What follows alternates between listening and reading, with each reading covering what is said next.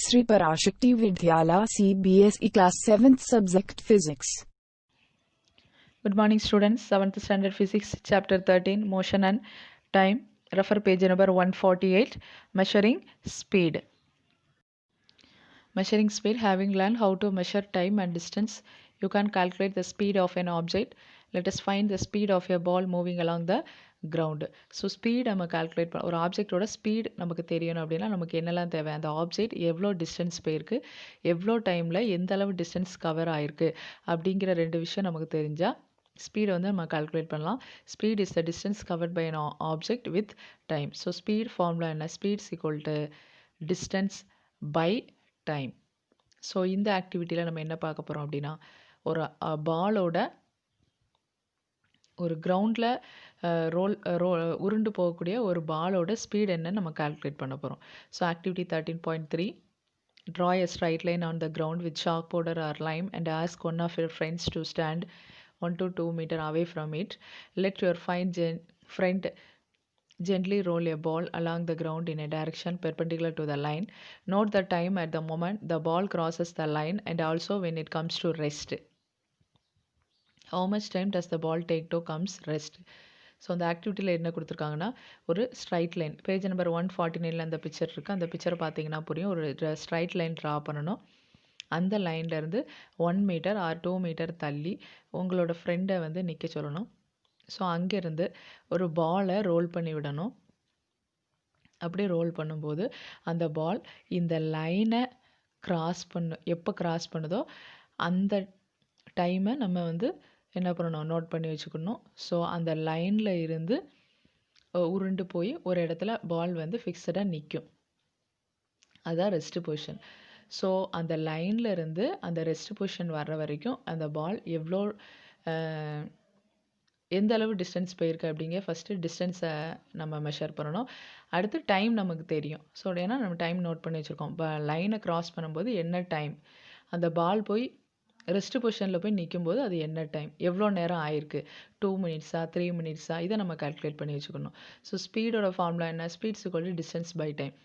So இந்த லைன்லேருந்து பால் எவ்வளோ டிஸ்டன்ஸ் இருக்குது அதுதான் டிஸ்டன்ஸ், அண்டு டைம் வந்து அந்த டைம் கால்குலேட் பண்ணியிருக்கோம்ல அது. இது ரெண்டையும் நம்ம டிவைட் பண்ணும்போது நமக்கு அந்த ஸ்பீட் ஆஃப் அந்த பாலோட ஸ்பீடு வந்து நமக்கு கிடைக்கும். Measure the distance between the point at which the ball crosses the line and the point where it comes to rest. You may use a scale or a measuring tape. So அந்த லைன்லேருந்து அந்த பால் எந்த அளவு cross ஆகி போயிருக்கு, எவ்வளோ தூரம் போயிருக்கு அப்படிங்கிறத நம்ம மெஷர் பண்ணுறதுக்கு scale or measuring tape use பண்ணலாம்.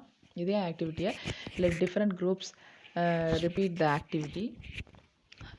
டிஃப்ரெண்ட் குரூப்ஸாக நம்ம பிரிஞ்சுட்டு இந்த ஆக்டிவிட்டியை நம்ம பண்ணி பார்க்கலாம். Record the measurement in table 13.3. In each case calculate the speed of the ball. நிறைய பேர் இந்த ஆக்டிவிட்டியை பண்ணி பார்க்கலாம்.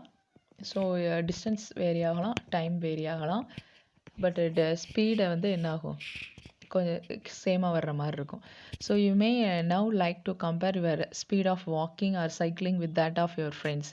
ஸோ இந்த மாதிரி இந்த ஆக்டிவிட்டியில் பாலோட ஸ்பீடை நம்ம கால்குலேட் பண்ண மாதிரி நீங்கள் என்ன பண்ணலாம் அப்படின்னா, உங்களோட வாக்கிங் ஸ்பீடு, நீங்கள் எந்த அளவு நடக்கிறீங்க, நீங்கள் நடக்கிறீங்கல்ல அதோட ஸ்பீடு என்ன, ஆர் நீங்கள் சைக்கிளிங் பண்ணுவீங்க, ஸோ அதோட ஸ்பீட் கூட நம்ம என்ன பண்ணலாம், கால்குலேட் பண்ணலாம். You need to know the distance of the school from your home or from some other point. Each one of you can then measure the time taken to cover the distance and calculate your speed. So நம்மளோட walking speed நமக்கு தெரியணும் அப்படின்னா நம்ம என்ன பண்ணலாம், ஒரு 3 or 4 members ஒரு பாயிண்ட்லேருந்து நம்ம ஸ்டார்ட் பண்ணணும். ஒரு 1 hour ஆர் ½ an hour எடுத்துகிட்டு நம்ம எவ்வளோ டிஸ்டன்ஸ் கவர் பண்ணுறோம், ஸோ யார் அதிகமாக டிஸ்டன்ஸ் கவர் பண்ணியிருக்காங்க, ஸோ அவங்களோட வாக்கிங் ஸ்பீட் தான் அதிகமாக இருக்குது. ஸோ சைக்கிளிங்லேயும் அப்படி தான். So each one of you can then measure the time taken to cover the distance and calculate your speed. It may be interesting to know who amongst you is the fastest. Speeds of some living organism are given in table 13.4. Some living organism oda speed வந்து table 13.4ல கொடுத்துருக்காங்க, page number 150ல. Rockets launching satellites into Earth orbits often attain speeds up to 8 km per seconds. So ராக்கெட்லாம் launch பண்ணுறாங்க. அந்த ராக்கெட்டோட speed என்ன அப்படின்னா 8 km per second. அப்படின்னா என்ன மீனிங்னா ஒரு செகண்டுக்கு அந்த ராக்கெட் 8 கிலோமீட்டர் டிஸ்டன்ஸ் வந்து மூவ் ஆகுது. ஒரு செகண்டுக்கு 8 கிலோமீட்டர், அதான் 8 kilometre per second. On the other hand a tortoise can move only with a speed of about 8 centimeter per second. அதே நேரத்தில் நம்ம டாட்டாய்ஸோட ஸ்பீடு பார்த்தோம் அப்படின்னா 1 செகண்டுக்கு 8 centimetre.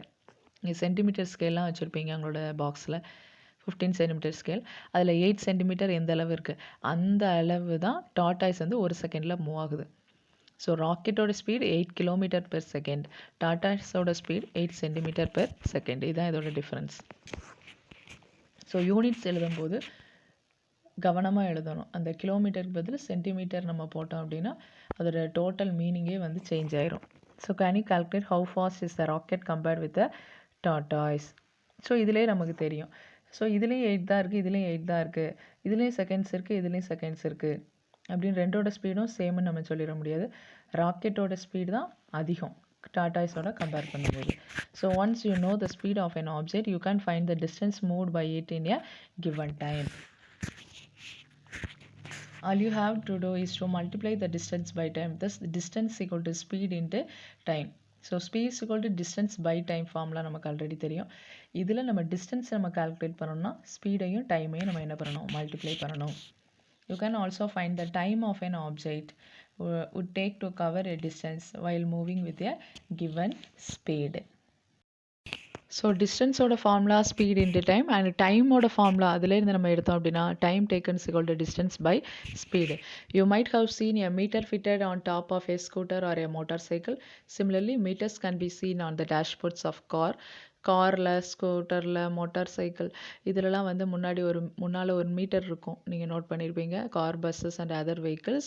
Figure 13.7 shows the dashboard of a car. Note that one of the meters has kilometer per hour written at one corner. This is called a speedometer. இந்த ஒரு மீட்டருக்கு name என்னன்னா speedometer. It records the speed directly in kilometre per hour. அந்த vehicle எந்த அளவு ஸ்பீடாக போகுது அப்படிங்கிறது அந்த ஸ்பீடோமீட்டரில் என்னாகும், இண்டிகேட் பண்ணும் ஸ்பீடோமீட்டர். ஸோ ஸ்பீடோமீட்டரோட working principle என்னன்னா, it records the speed directly in kilometer per hour. There is also another meter that measures the distance moved by the vehicle. இன்னொரு மீட்டரும் அதில் இருக்கும், அது என்னன்னா odometer. So this meter is known as an odometer. Odometer என்னன்னா அந்த vehicle எந்த அளவு distance இது வரைக்கும் அந்த வெஹிக்கிள் புதுசாக வாங்கினதுலேருந்து நம்ம அது எந்த அளவு டிஸ்டன்ஸ் கவர் ஆகிருக்கு அப்படிங்கிறது எதில் நமக்கு தெரியும், ஓடோமீட்டரில் தெரியும். ஸ்பீடோமீட்டரில் அந்த வெஹிக்கிள் எந்த அளவு ஸ்பீடில் போயிட்டுருக்கு அப்படிங்கிறது ஸ்பீடோமீட்டரில் ரெக்கார்ட் ஆகும். ஸோ ஸ்பீடோமீட்டர், ஓடோமீட்டர் இது ரெண்டோட டிஃப்ரென்ஸ் வந்து உங்களுக்கு கண்டிப்பாக புரிஞ்சிருக்கும்.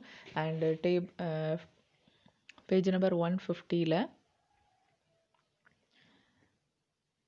சில அனிமல்ஸோட ஸ்பீட் கொடுத்துருக்காங்க கிலோமீட்டர் பெர் ஹவரில், அதை மீட்டர் பெர் செகண்டில் நம்ம கன்வெர்ட் பண்ணணும். ஒரே ஒரு எக்ஸாம்பிள் அதில் கொடுத்துருக்காங்க. அதை மாதிரி நீங்கள் சீட்டா, ப்ளூ ஃபிஷ் இதோட கூட நம்ம என்ன பண்ணலாம், மீட்டர் பெர் செகண்டில் கன்வெர்ட் பண்ணலாம். 1000ஆல் மல்டிப்ளை பண்ணி 3600, அதாவது 60 × 60 அதால் நம்ம டிவைட் பண்ணால் நமக்கு என்ன கிடைக்கும், metre per second. Kilometre per ஹவரில் இருக்கக்கூடியது மீட்டர் பெர் செகண்டில் நம்ம என்ன பண்ணலாம், கன்வெர்ட் பண்ணலாம். ஸோ அதெல்லாம் நீங்கள் வந்து ரெஃபர் பண்ணிக்கோங்க பேஜ் நம்பர் 150ல்.